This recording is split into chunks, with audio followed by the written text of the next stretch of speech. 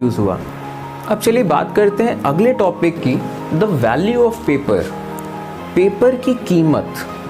अब आपको एक एग्जाम्पल देता हूँ, जैसे कि 13th सेंचुरी में अगर किसी स्कॉलर को किताब लिखनी थी, ठीक, लेकिन उसके पास पेपर नहीं था, तो उसने क्या किया, उसने एक मैन्यूस्क्रिप्ट ली, उसको धुला, उस मैन्यूस्क्रिप्ट को फिर सुखाया और उस पेपर का यूज़ करके उसने फिर जो भी लिखना था वो लिखा। क्यों? क्योंकि पेपर उस टाइम पे ज़्यादा अवेलेबल नहीं था 13th सेंचुरी में, ठीक। हर जगह में अगर कोई चाहे कि पेपर मिल जाए तो हर जगह पे पेपर नहीं मिलता था, और अगर मिलता भी था तो बहुत ज़्यादा महंगा था। महंगा था तो आपके पास लिमिटेड पेपर है, आपको उतने ही पेपर में काम चलाना है। ये तो सिचुएशन थी 13th सेंचुरी की। और इसके कुछ टाइम बाद आज के टाइम में जैसे आप बात करें, आज के टाइम में अगर आप कुछ खाने पीने की चीज़ लेने जाएं तो वो खाने पीने की चीज़ आपको पेपर में रैप करके दी जाती है। तो पेपर की जो वैल्यू है, सोचिए 13th सेंचुरी में कितनी ज़्यादा थी, आज के टाइम में पेपर की वैल्यू इतनी कम हो गई। तो ये एक बड़ा इंटरेस्टिंग सी चीज़ थी। अब आपको एक बहुत अच्छा फैक्ट बताता हूँ। अब जब कीमत की बात है तो आपको एल्यूमिनियम की कहानी सुनाता हूँ। ये एक बहुत इंटरेस्टिंग कहानी है और ये ह्यूमन साइकोलॉजी को भी थोड़ा बहुत बयां करती है। सैकड़ों साल पहले की बात है। उस टाइम पे जो बड़े बड़े राजा महाराजा थे, मिनिस्टर्स थे, वो सोने चांदी के बर्तनों में खाना खाते थे। अब उसके कुछ टाइम के बाद एल्यूमिनियम की डिस्कवरी हुई। जब एल्यूमिनियम लोगों ने देखा तो एल्यूमिनियम सोने चांदी के कंपैरिजन में ज़्यादा स्ट्रॉन्ग था, और ये सोने चांदी से ज़्यादा हल्का था, और इसकी शाइन अलग टाइप की थी। और उस टाइम पे एल्यूमिनियम बनाना बहुत ज़्यादा महंगा प्रोसेस था, तो इस वजह से एल्यूमिनियम बनाया भी कम जाता था। अब एल्यूमिनियम बनाया भी कम जाता था और ये तमाम फैक्टर्स की वजह से एल्यूमिनियम की कीमत बहुत ज़्यादा थी। हालात ये थे कि उस टाइम पे जो राजा महाराजा थे, मिनिस्टर्स थे, उन्होंने ये कह दिया था कि जो मेहमान होंगे और वो एल्यूमिनियम के बर्तनों में खाएंगे, और सोने चांदी के बर्तन उन्होंने रखवा दिए थे नौकरों के लिए। अब उसके कुछ टाइम के बाद एक साइंटिस्ट ने एल्यूमिनियम बनाने का एक बहुत सस्ता तरीका निकाल लिया।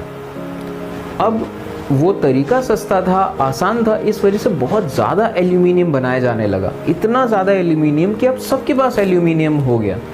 अब जब सबके पास एल्यूमिनियम हो गया तो एल्यूमिनियम की कीमत ही ख़त्म हो गई, इतना सस्ता हो गया था एल्यूमिनियम। तो ये एक इंटरेस्टिंग सी एक स्टोरी थी हिस्ट्री की, बस ये साइकोलॉजी दिखाने की कि कीमत का चक्कर क्या है। खैर, अब आगे बढ़ते हैं, बात करते हैं अगले टॉपिक। तो अब जब मैन्यूस्क्रिप्ट्स को कॉपी करा जाने लगा पेपर्स पे, तो उन मैन्यूस्क्रिप्ट्स को तमाम लोगों ने कलेक्ट करना शुरू किया। किन लोगों ने कलेक्ट करना शुरू किया? जो वेल्दी लोग थे, ठीक, जो अमीर लोग थे, उन्होंने तमाम मैन्यूस्क्रिप्ट्स को कलेक्ट करना शुरू किया। जो रूलर्स थे, राजा महाराजा थे, जो मोनास्ट्रीज़ थी, जो टेम्पल्स थे, मोनास्ट्रीज़ कहते हैं बुद्धिस्ट लोगों के जो टेम्पल्स होते हैं, जो इनके प्रेयर हॉल्स होते हैं, वहाँ ही गैदरिंग में रहते हैं, उन्हें मोनास्ट्रीज़ कहते हैं, ठीक। तो जैसे गौतम बुद्ध की जितनी टीचिंग्स थी वो सब पन्नों पे लिखी गई। अब जब पन्नों पे लिखी गई, उनको कॉपी कर लिया गया, तो उन तमाम चीज़ों को फिर इकट्ठा किया गया। उसी तरीके से जितने टेम्पल्स थे उन्होंने भी तमाम मैन्यूस्क्रिप्ट्स को इकट्ठा करना शुरू किया, और ये जितनी तमाम मैन्यूस्क्रिप्ट्स थी उनको फिर लाइब्रेरी आर्काइव्स में रखा गया संभाल के, क्योंकि वो मैन्यूस्क्रिप्ट्स हैं, उनको संभालना ज़रूरी है, क्योंकि टाइम के साथ वो ख़राब हो जाएंगी वरना। अब आर्काइव्स का क्या मतलब होता है? आर्काइव्स का मतलब होता है ऐसी जगह जहाँ पे मैन्यूस्क्रिप्ट्स या फिर ऐसी बहुत इंपॉर्टेंट डॉक्यूमेंट्स को संभाल के रखा गया हो। अब ये जो तमाम डॉक्यूमेंट्स हिस्टोरियंस को मिलते हैं, इनसे बहुत ज़्यादा डिटेल्ड इन्फॉर्मेशन मिलती तो है हिस्टोरियंस को, लेकिन इनको यूज़ करना भी बहुत डिफ़िकल्ट हो जाता है कई बार।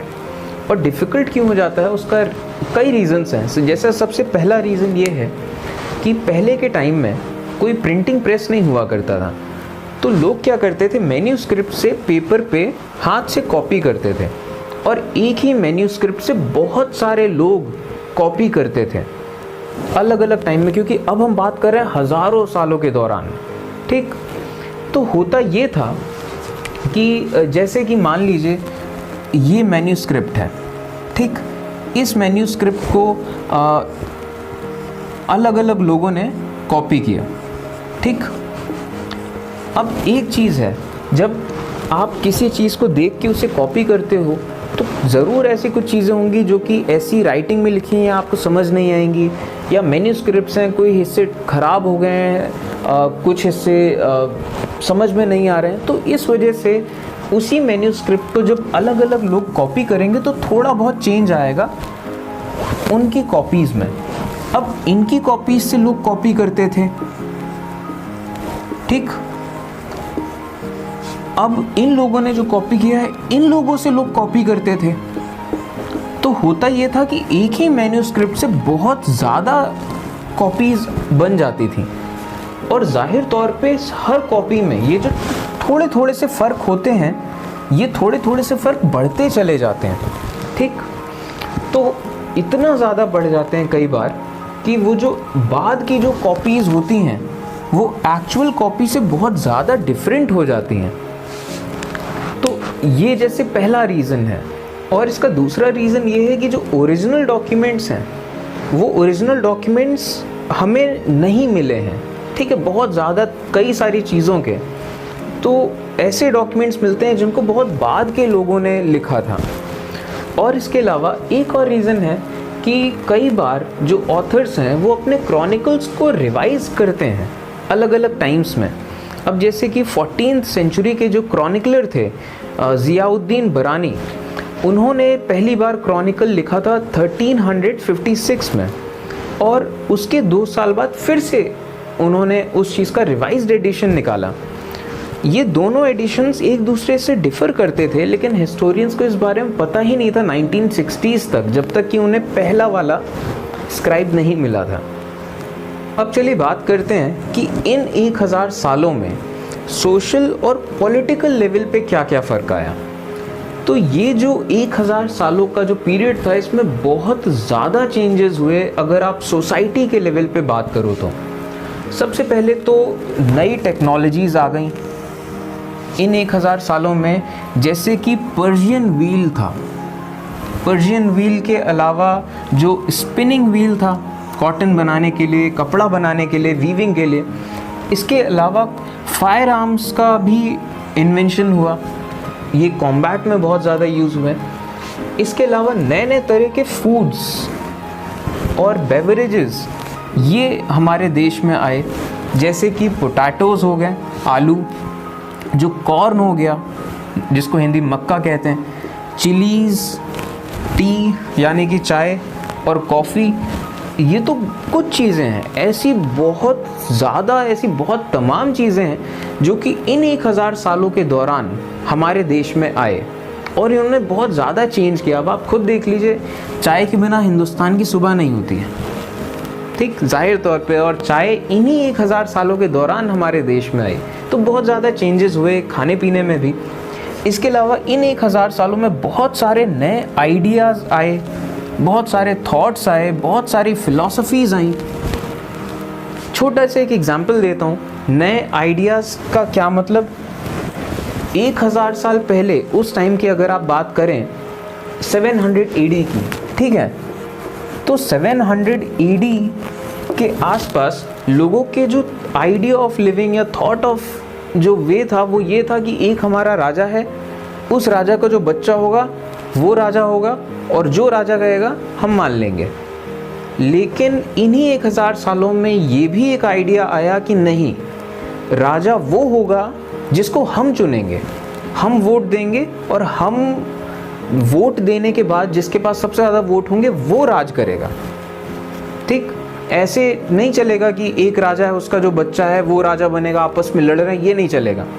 तो ये जो आइडिया थे जिन्होंने पूरा समाज बदला, पूरा देश बदला, पूरी दुनिया का देखने का नज़रिया बदला, काम करने का नज़रिया बदला। ऐसे बहुत सारे आइडियाज़, बहुत सारे थॉट्स और ऐसी बहुत सारी फिलॉसफीज़ इन 1000 सालों के दौरान आए, डेवलप हुए और उन्होंने दुनिया बदल दी।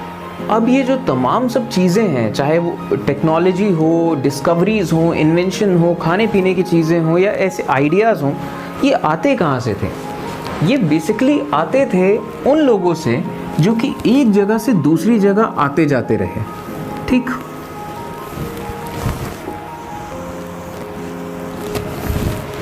आपको एक एग्जाम्पल देता हूँ। हमारे देश में जितने फ्रीडम फाइटर्स थे, उनमें से अच्छे खासे लोग वो थे जो कि फॉरेन यूनिवर्सिटीज़ में पढ़ के आए थे, या तो फिर फॉरेन यूनिवर्सिटीज़ में ना सही तो फिर भी बहुत पढ़े लिखे लोग जो कि दूर दराज में रहे, पढ़े लिखे। तो ऐसे लोग जब बाहर से आते हैं तो नए आइडियाज़ लेके आते हैं। हमने ये चीज़ डिस्कस करी है हिस्ट्री में भी, क्लास 6 में भी हमने ये सब डिस्कस किया है कि ये जो 1000 सालों का टाइम था, अब ये टाइम बहुत ग्रेट, ये था period of great mobility. Mobility का क्या मतलब? एक जगह से दूसरी जगह, दूसरी जगह से तीसरी जगह, मोबाइल मतलब चलते फिरते रहो। ठीक, तो ये जो 1000 साल का जो पूरा पीरियड था, ये बहुत ग्रेट मोबिलिटी का पीरियड था। लोग एक जगह से दूसरी जगह आते जाते रहे और इसकी वजह से ही ये सब तमाम जो इंटरमिंगलिंग हुई पुराने और नए की, नए आइडियाज़ आए, नई टेक्नोलॉजी आई, एक बहुत बड़ा रीज़न था। और हमारे पूरे सब कॉन्टिनेंट में बहुत ज़्यादा वेल्थ थी, बहुत ज़्यादा पॉसिबिलिटीज़ थी, तो तमाम लोग यहाँ पे एक फॉर्च्यून बनाने आए। अब इन 1000 सालों में एक और बहुत ख़ास चीज़ हुई, ग्रेजुअल क्लियरिंग ऑफ फॉरेस्ट हुआ। ठीक, बहुत ज़्यादा लैंड का यूज़ किया गया एग्रीकल्चर को एक्सटेंड करने में। अब जब इतने ज़्यादा लैंड का यूज़ किया गया एग्रीकल्चर के लिए, तो वहाँ पे जाहिर तौर पे जो लोग रहते थे वो लोग डिस्प्लेस हुए, वो लोग एक नए सिस्टम्स में आए, गांव बने और बड़े गांव बने, वो कस्बे बने। ये सब तमाम एडमिनिस्ट्रेटिव लेवल पे भी और वैसे नेचुरली भी ये बहुत तेज़ी से हुआ। अब यहाँ पे राइज हुआ कॉम्प्लेक्स सोसाइटीज़ का। अब अगर बात करें कॉम्प्लेक्स सोसाइटीज़ की, तो जब एग्रीकल्चर बढ़ा तो वहाँ जो लोग रहते थे वो नए सिस्टम्स में आए, तो वो पीजेंट्स बन गए कई सारे लोग फिर दूसरी जगहों पे चले गए। तो ये जो नए पीजेंट्स थे ये बहुत ज़्यादा इन्फ्लुएंस हुए रीजनल मार्केट्स से। ठीक है, जो मार्केट्स बनी अलग अलग रीजन में, उनसे बहुत ज़्यादा इन्फ्लुएंस हुए। जो चीफ्स थे उन जगहों के, या जो प्रीस्ट थे, या फिर जो मोनास्ट्रीज थी, टेम्पल्स थे, इन तमाम चीज़ों से वो बहुत ज़्यादा इन्फ्लुएंस हुए। और बेसिकली ये वो तमाम चीज़ें हैं जिनसे उन लोगों को सर्विस मिलती है किसी स्टेट की। ठीक, और इसके बदले में उन्हें टैक्स देना पड़ता है, और ये टैक्स वो ऑफर करते हैं गुड्स के फॉर्म में, सर्विसेज के फॉर्म में, जो उनके लोकल लॉर्ड्स हैं। और इस तरीके से समाज कॉम्प्लेक्स हुआ इन 1000 सालों में। मॉनेटरी सिस्टम बहुत ज़्यादा बढ़ा, और यहीं से बेसिकली देखा जाए इन 1000 सालों के पहले अमीर और गरीब में बहुत ज़्यादा फ़र्क ऐसा होता नहीं था। अगर पॉपुलेशन के डेंसिटी के हिसाब से देखें, मेजॉरिटी के हिसाब से देखें, लेकिन इन 1000 सालों में जो इकोनॉमिक डिस्पैरिटी है ये काफ़ी ज़्यादा राइज हुई। इकोनॉमिक डिस्पैरिटी का क्या मतलब कि जो अमीरों के जो अमीर हैं और गरीबों के जो गरीब हैं उनके बीच का डिफरेंस, ये डिफरेंस बढ़ता चला गया। अब जो समाज था इस 1000 सालों में ये और भी ज़्यादा डिफरेंशिएटेड हो गया। डिफरेंशिएटेड का क्या मतलब कि छोटे छोटे और टुकड़ों में बट जाना, इसे कहते हैं डिफरेंशिएटेड। तो जो लोग थे उनको अलग अलग जाति में ग्रुप कर दिया गया, अलग अलग जाति बना दी गई, और जातियों के भी अंदर सब कास्ट हो गए। ठीक, और इन जातियों को रैंक किया जाता था उनके बैकग्राउंड के हिसाब से और उनके ऑक्यूपेशन के हिसाब से। बैकग्राउंड और ऑक्यूपेशन। अब आपको एक हल्का ओवरव्यू अभी तक आइडिया दिमाग में हो गई कि बेसिकली 4 तरह के कास्ट होते थे उस टाइम पे, मतलब आज के टाइम में भी है, लेकिन 4 तरह के कास्ट होते थे: ब्राह्मण, क्षत्रिय, वैश्य और दलित। और ये जो कास्ट थे ये थे on the behalf of occupation, कि आप काम क्या करते हो और आपके काम के हिसाब से डिसाइड होगा कि आप कौन सी कास्ट में हो। तो अलग अलग तरह की जातियां बन गई, ये कास्ट ही हैं। और इसके अलावा जातियों में भी जातियां बन गई, यानी कि सब कास्ट। ठीक, अब जैसे ब्राह्मण है, ब्राह्मण्स में भी कई टाइप के ब्राह्मण हैं, क्षत्रिय भी कई टाइप के हैं और अलग अलग स्टेट के हैं। जैसे आप राजपूत की बात करो तो राजस्थान के राजपूत थोड़े अलग हैं, यूपी के राजपूत थोड़े अलग हैं। तो इस तरीके से एरिया के अकॉर्डिंग भी उनमें काफ़ी ज़्यादा चेंजेस थे। तो जाति हो गई, जातियों की भी जातियाँ हो गई, सब कास्ट हो गई, और उनके ऑक्यूपेशन और बैकग्राउंड के लिहाज से। और इन सबको रैंक किया जाता था कि ये जाति ऊपर है, ये जाति थोड़ा इनसे नीचे है, ये जाति इनसे और नीचे है। ठीक है, और ये जो रैंक होती थी ये परमानेंटली फिक्स नहीं होती थी।